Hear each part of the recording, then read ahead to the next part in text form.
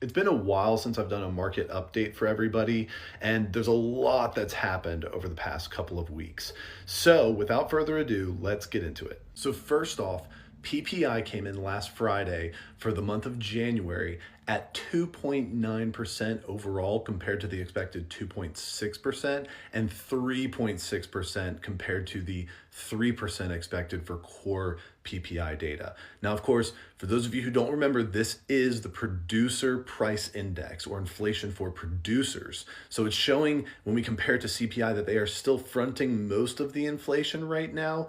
Of course, this is still worse than we had expected it to be. And that is bad if we're trying to look at having interest rates drop. Now, when we mix this with the almost million jobs that were not accounted for that were lost in 2025 altogether, which we found out about last month as well, this puts us in a very tough situation, and especially a tough situation for the Fed. Because when you have unemployment going up and PPI or inflation going up altogether, that is what we call stagflation.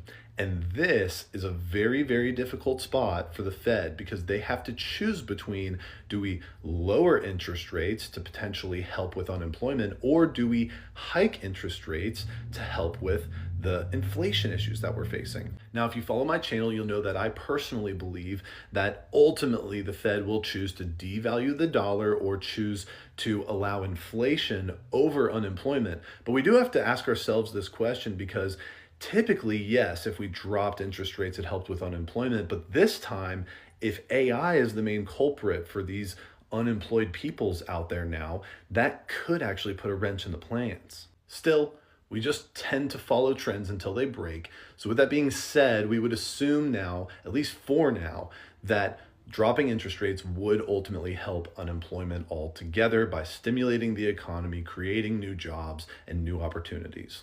Now, I want to flip on over and talk about the situation going on in Iran. As we all know by now, the Middle East is under siege. Not only just Iran being under siege from others like the US, but also surrounding countries being under siege from Iran. And this is causing quite a bit of turmoil in the markets. But funny enough, up until today, on Tuesday, it hasn't been a significant amount of turmoil we've seen in the stock market. And you have to ask yourself why. Now, no one knows for sure, but I personally think the big kicker is, will this be a war or is this a military operation, which the White House claims it is? If you remember, back during the Venezuela situation with Maduro, the stock market really didn't take that big of a hit during that whole situation because